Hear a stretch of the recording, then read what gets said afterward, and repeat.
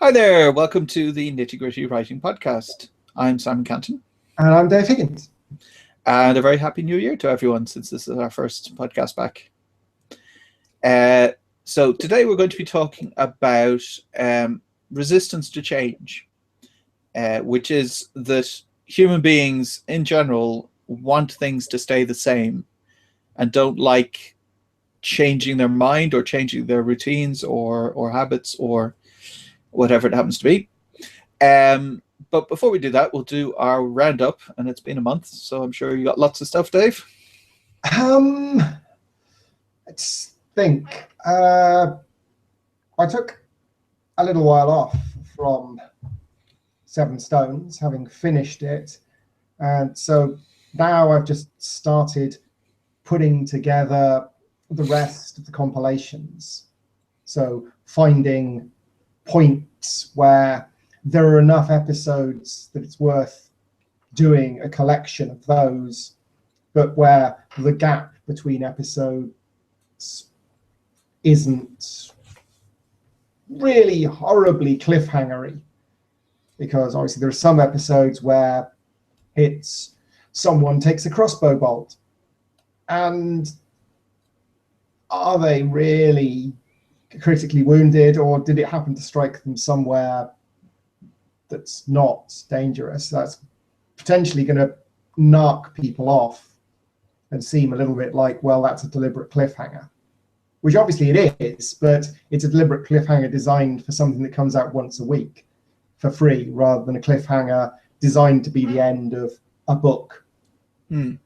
So finding those and splitting it up is taking me some, well, can I move it there? Can I move it there?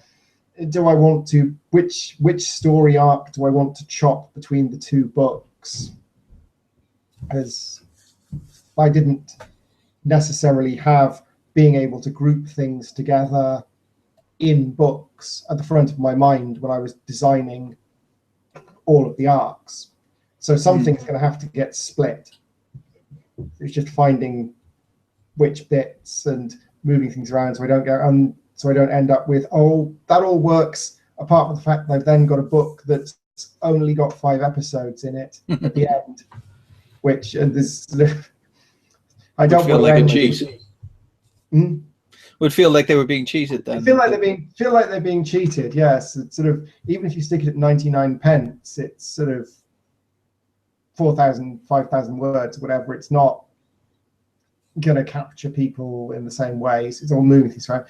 I'm also starting a new project to publish weekly, because people seem to like weekly publishing, and it's been filtering a few people onto my book pages from what I can see from the blog stats, in a way that other things necessarily haven't. So I wanted to try sticking with weekly publishing, but not doing the same intensity as a whole story that ends up running for several years.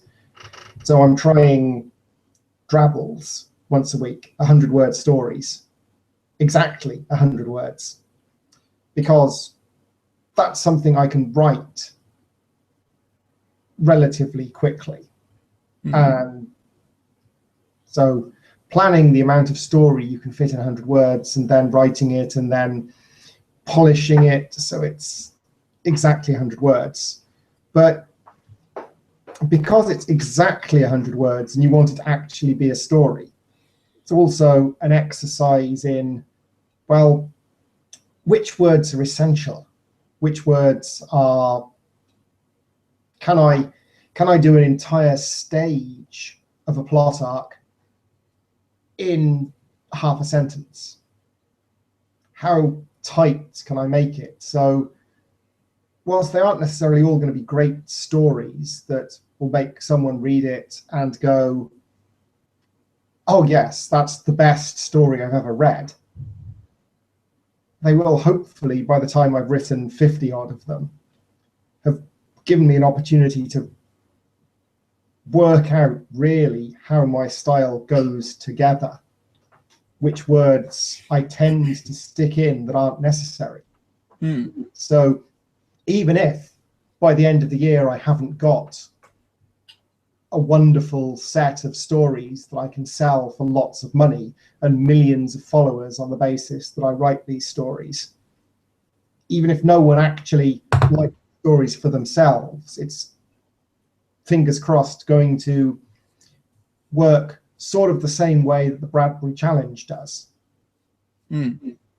Only it's going to involve concision and control of language rather than proving to yourself that you can come up with good ideas and get some stuff out. So that's interesting. We've just started planning what we might do for the next book in Dragons and Magic series. So I've been thinking about ideas for that, and we've just had our first meeting. So that was the last thing I did that was writing based. And I've been getting back into the habit of doing my blog and all of the things I usually do, having taken a little break for the holidays. Because I didn't do any writing from a couple of days before the first bank holiday through the gap in the middle, really. So I've been getting myself back up to speed rather than going, okay, January the 3rd, whack, straight in as if it was a normal Tuesday, write hard. So spinning myself up a bit. So what else have I done? Planned rough outline of the next thing I'm going to start on, which is a Lovecraftian story that's been rattling around in my head for ages. So I've gone, well, it's been rattling there for ages, it's not going to go away. So maybe if I start it, I'll either get to the point where I've written it, which is good, or I'll realize that it's not ready and it will go away for a bit. But got that mostly planned. And I did, just before the holiday, finish my responses to editors' comments on my story for the next Immerse or Die collection.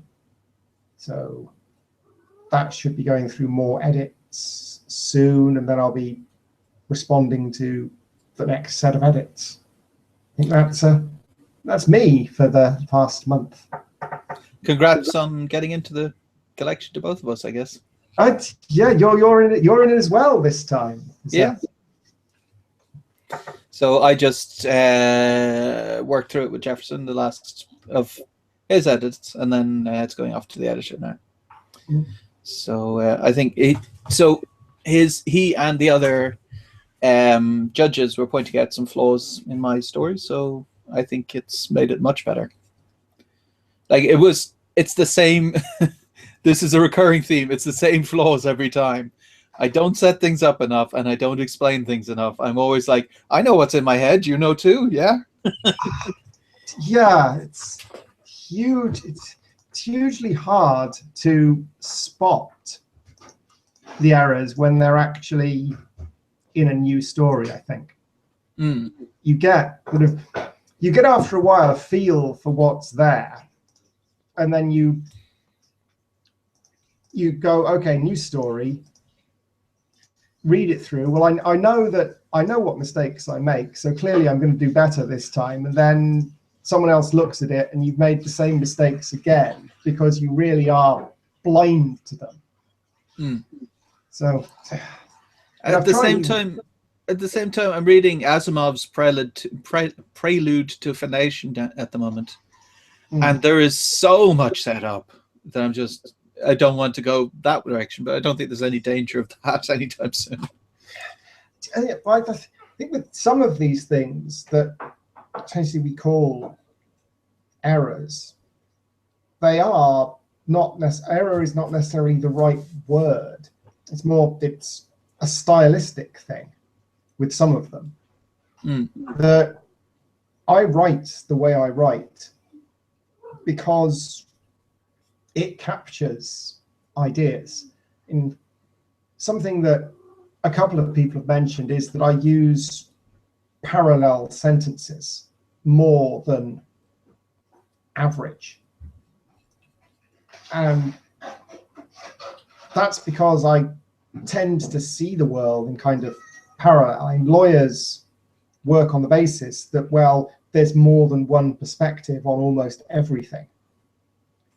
So part of it is that I see things do happen in parallel. This happened and that happened, and neither of them is that minor. So it's an artifact of potentially how I think. And some people,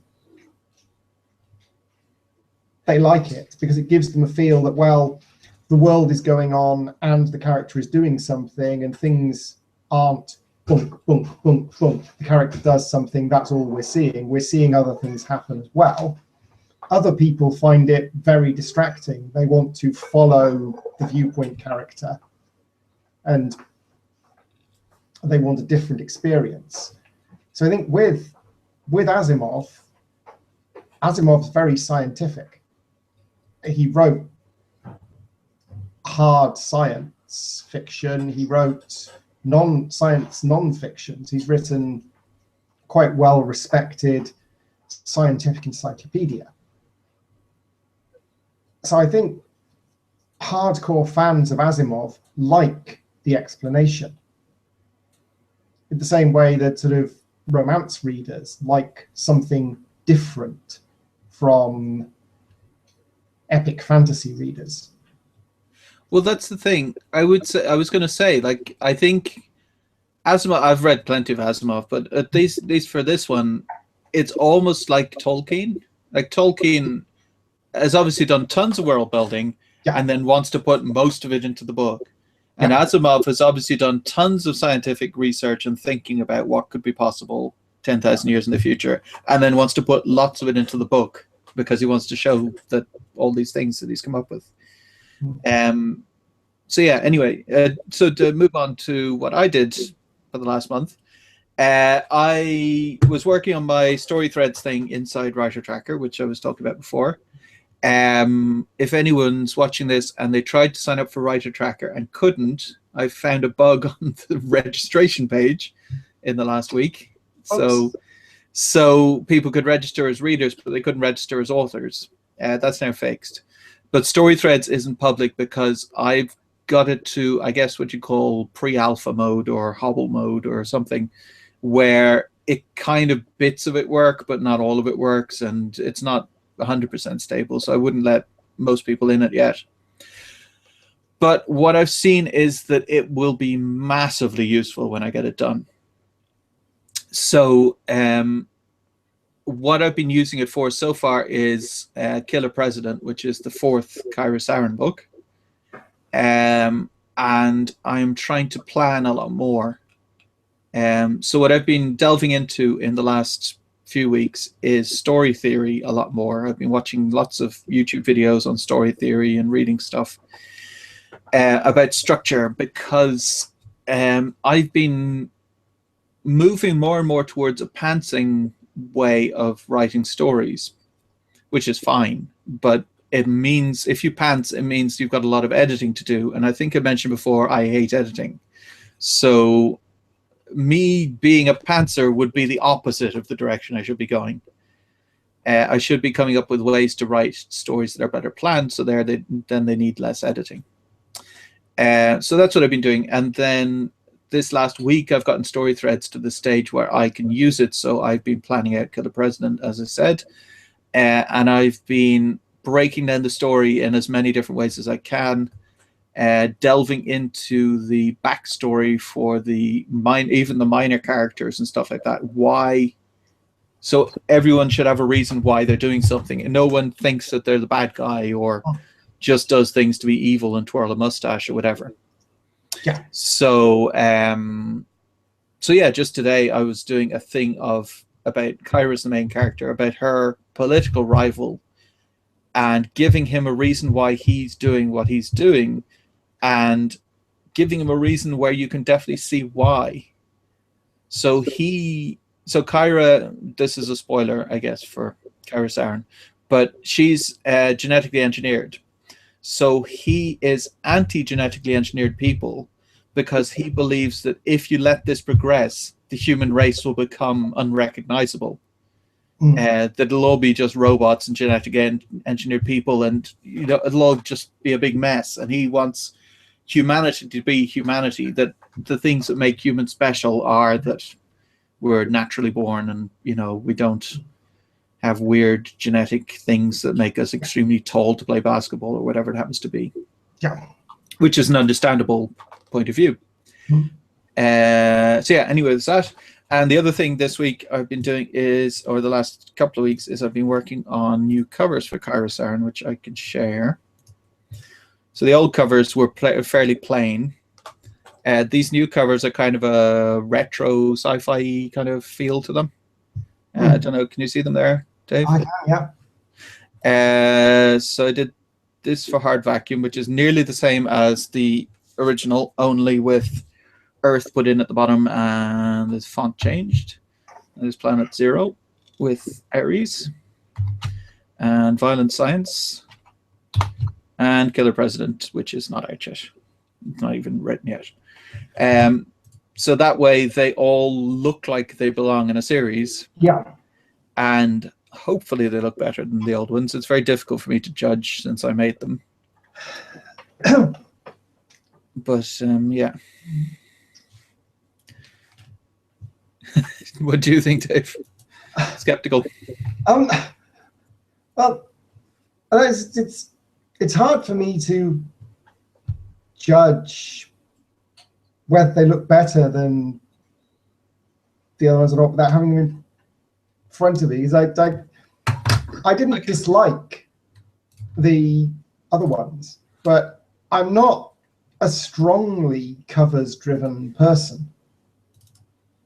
And I started reading a very long time ago, back in the days when cover design was a different thing. So there were the yellow Golantz classics, where the cover isn't really anything. It just tells you what the book is. So this idea of using covers to capture people's attention, because that's not the Hard Vacuum cover that it had when I bought the book. The one I had, it was one prior to that, I think, where I picked up where it was just plain. It was the star field and the text.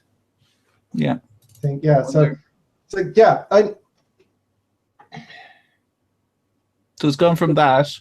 Then I put a space station into it, and then I put the retro kind of thing. I think, well, from a technical point of view, blue and orange is going to capture more people's attention because it's a pairing that goes sci-fi action adventure, because lots of action adventure sci-fi films have a blue and orange palette for all their posters and so on. So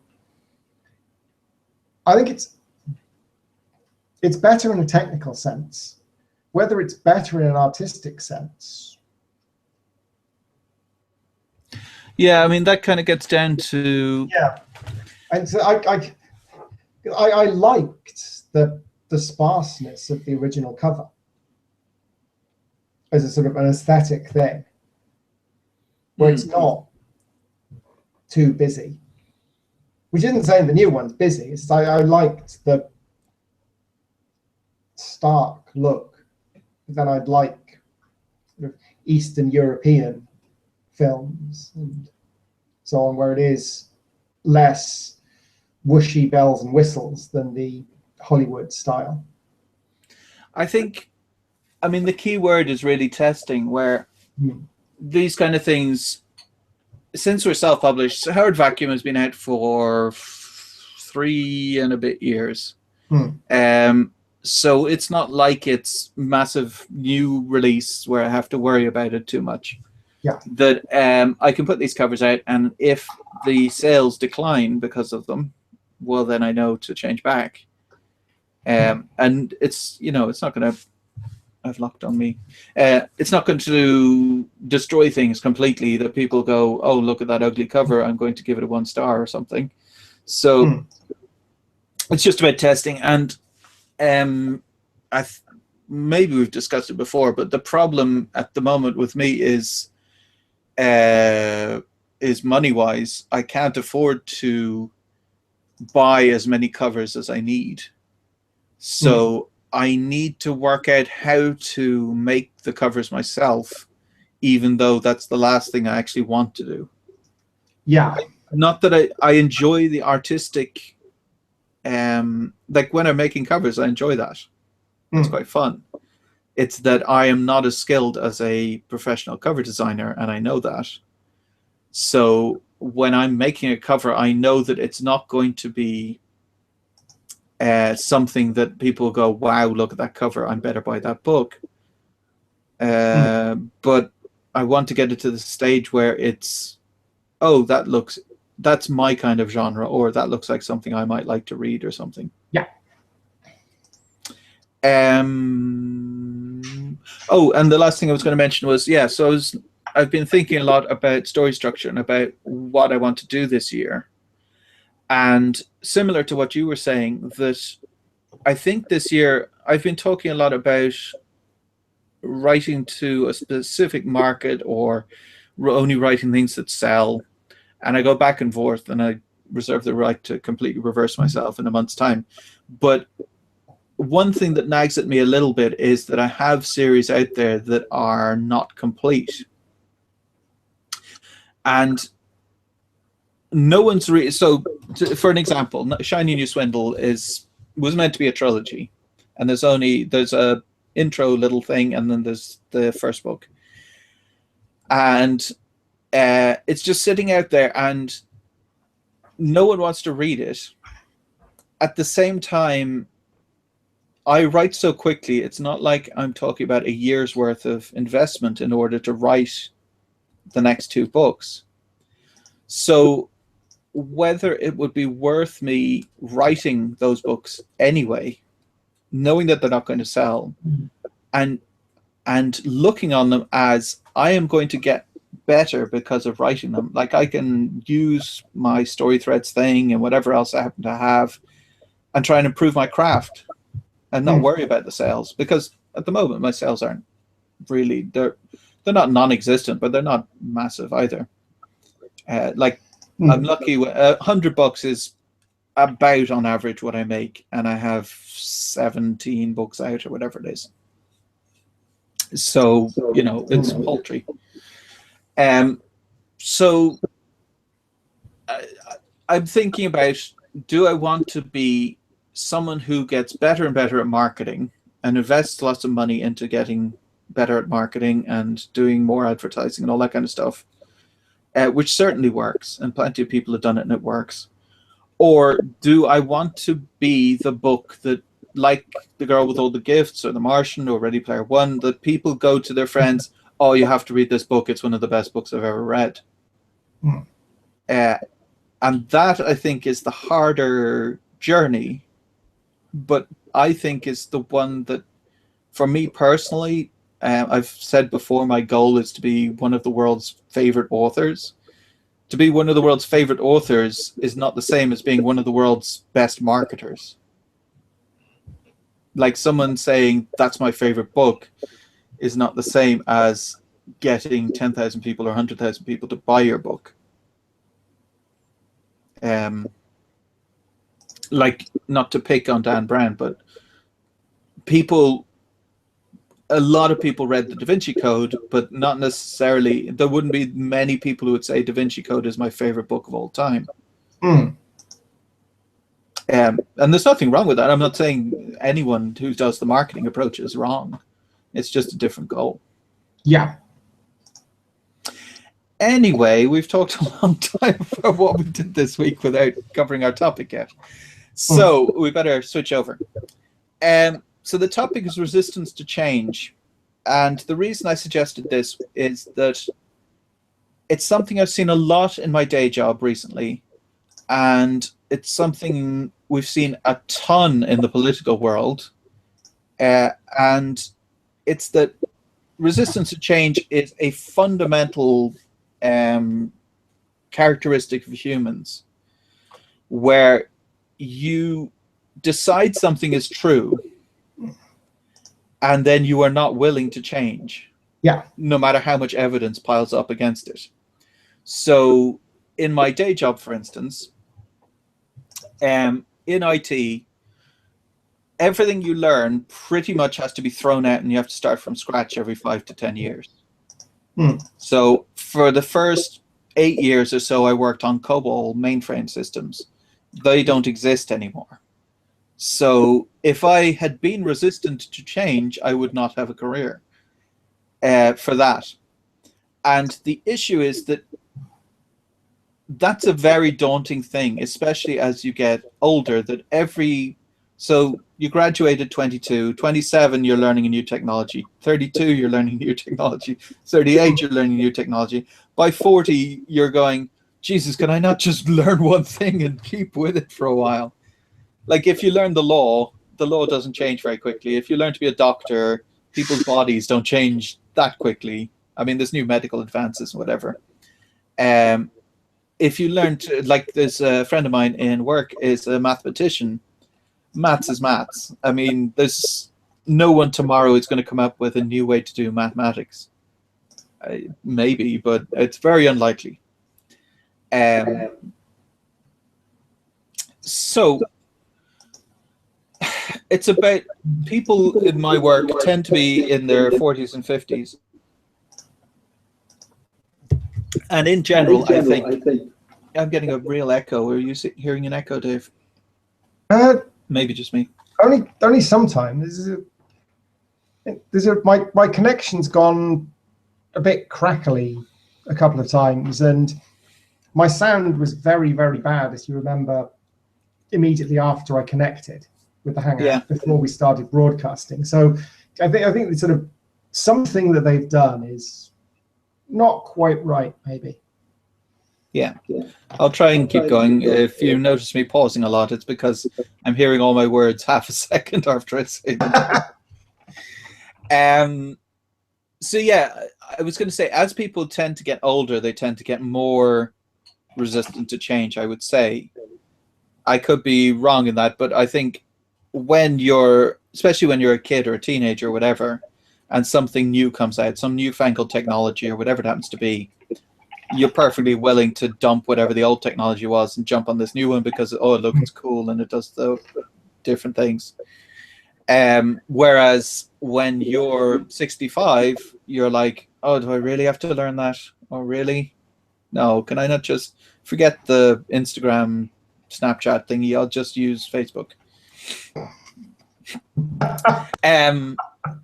So how does this apply to writing? And that's kind of the crux of it, is that I think it's related to what we were talking about, that you have to kind of reinvent your writing every so often and be looking for new things to do with your writing to improve things. So you might have a different goal.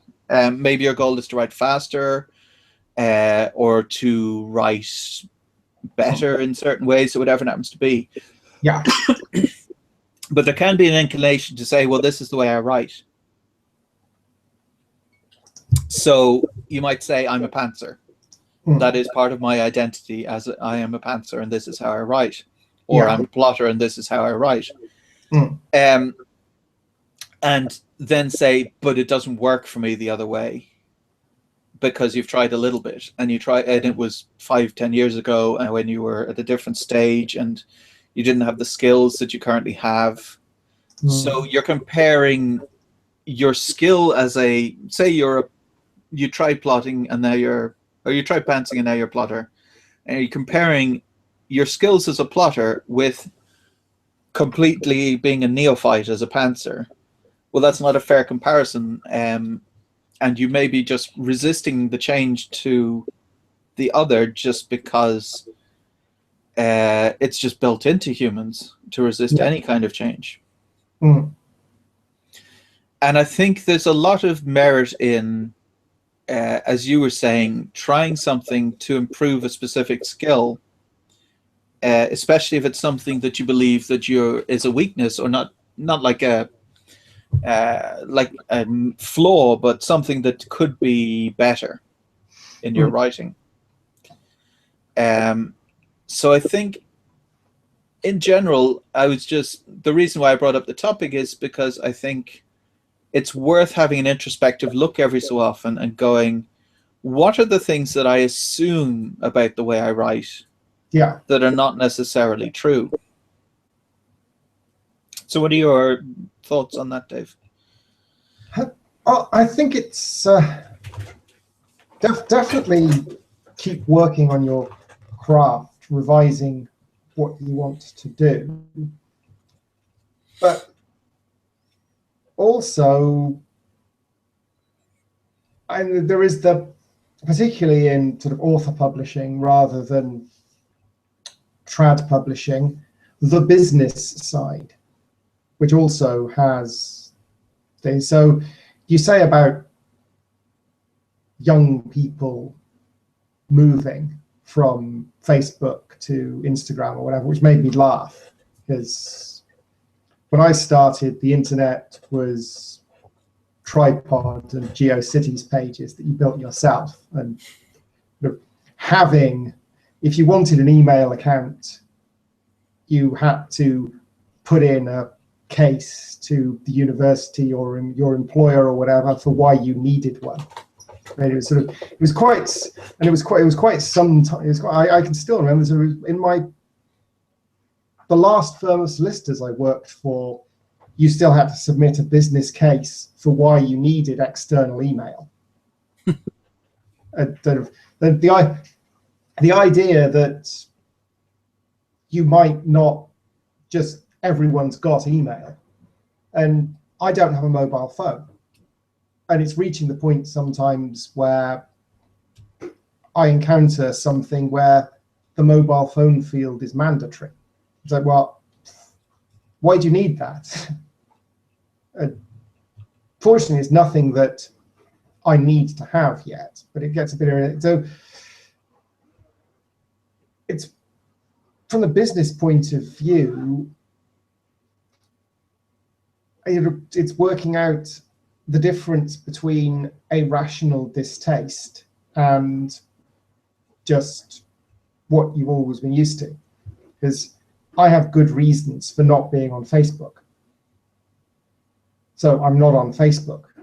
I am on Google Plus. Because Google Plus doesn't have the specific issue that Facebook has. But I think there's the business perspective as well. You've sort of got to keep looking for, well, what is inertia and what's still relevant to me, and not just, am I being the same thing as before just because it's convenient to coast along doing the same thing, but where am I going? So the step beyond working out that you need to be on social media to finding out which social media fits you. I mean, there's also, you can, from a business perspective, use it to your advantage, because I write my books primarily for people who are a bit like me, which means that probably my core audience, my biggest fans, are also not going to be in the places where I'm really not. So potentially when everyone's going, oh, the youth of today are on Instagram, or the cutting edge is this, or Facebook is stale. Well, if you're still getting what you want out of Facebook because it's good enough that you haven't jumped ship, and you're writing books that you'd like to read, the chances are that a chunk of your core audience are also going to be going, well, I like Facebook. I don't want to move to something else.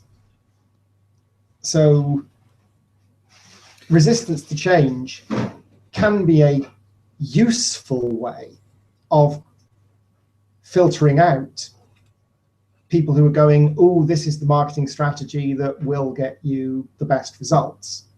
You go, well, if it involves changing everything, maybe it won't work for me because I'm not pitching to that sector of the reading public. I think another advantage to it is that people will also resist leaving an author. So it's difficult. Resistance to change means that it's difficult to capture a new reader, because they're like, yeah, I don't want to read something new. I just want another book by my favorite author. Yeah. But at the same time, so as an example, I haven't read the Jack Reacher books, but from what Jack Reacher fans have said, the latest ones are not maybe as good as the original, the first 10 or 12 or whatever it is. Yeah. But they still read every one of them, because their resistance to change is saying, yeah, but the next one might be good, and I don't want to go out and find a new author. I just want to read more of Lee Childs. So it works to your advantage as well in that way, that you can, if you can get a reader on your side, they are likely to stay on your side.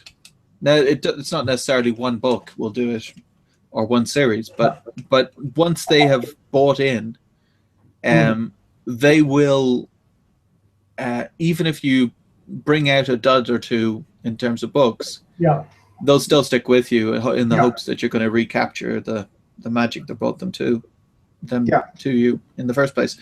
But related to what we've discussed before, they're also resistant to reading new genres or subgenres because they're resistant to that change too.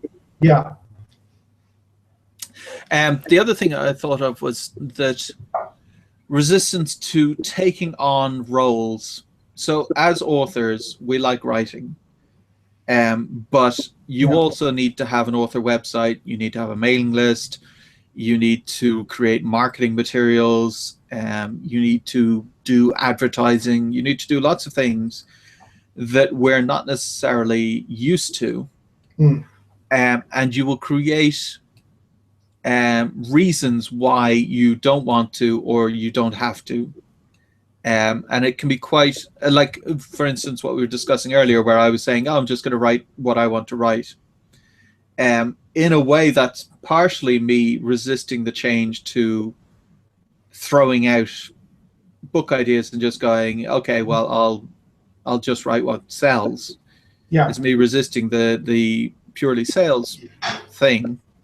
So it is something you have to be careful about. You have to think about and go, am I just doing it because I don't want to do something different? Or what are my reasons for doing it?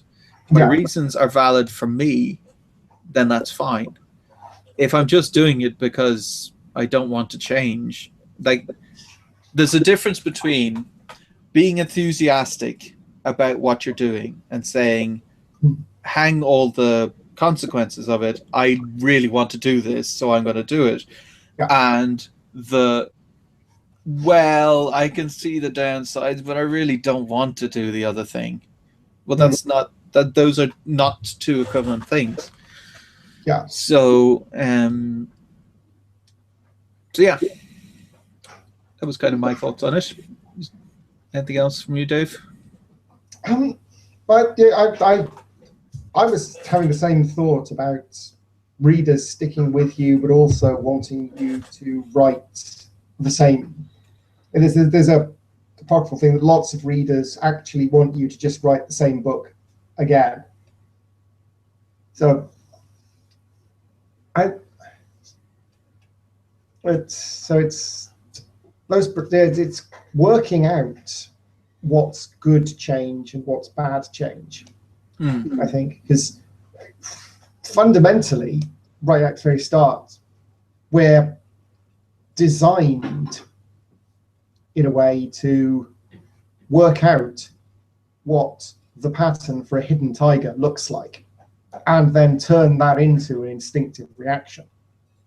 So we don't have to waste time thinking, is there a tiger? We just get this feeling that there's something odd that gets us to turn left rather than right. And that's a very powerful safety mechanism. It's great. And a lot of the time, your gut instincts are right. So you'll feel something, and that's what you'll do. But it also makes you resistant to innovation, which can be good. So I think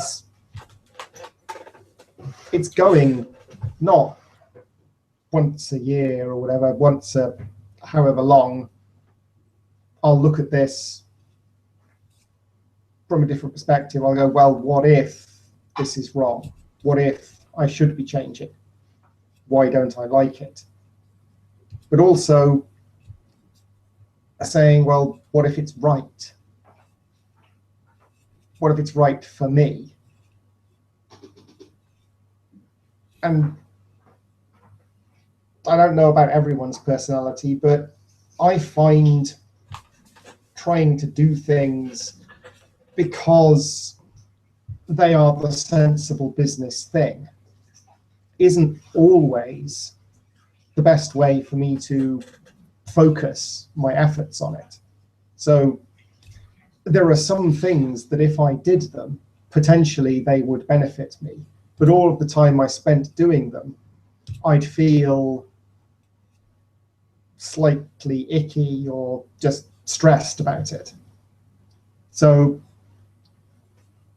also take into account the change it's going to have on the time afterwards. Because if I get really stressed with doing something, then that's going to demotivate me to do more of it, and also mean that I'll need to spend more time unstressing afterwards, potentially. So as well as the impact of the change, I think it's taking into account the impact of the change on other things. So if you make a change to your writing, is it going to demotivate you to write? Is it going to mean that you lose writing time because you write for the hour that you've blocked out rather than writing for the hour and then carrying on because you're enjoying yourself?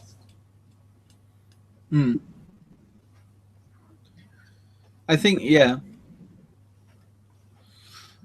I think it's a very fine balance, and I think people underestimate as well thinking time, as you say, like just sitting there.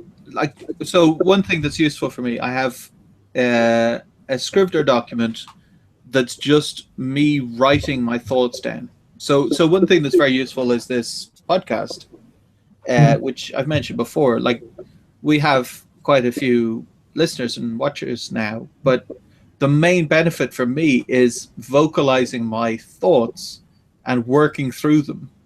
So in the same way, I have a Scrivener document where I just put in a new page and write down my thoughts and try and work through them. So I think there's a lot of benefit to, if you have an issue or maybe some kind of change you're resisting, to write down or talk to someone about that and say, okay, so here is the benefits and here is the downsides, and this is why I don't want to do it. And then you can kind of work through it yourself and figure out why you're resisting it. Is it for a legitimate reason because you'd feel icky about doing it, or is it just because, oh, but that's extra work and I don't want to do extra work, or whatever it happens to be?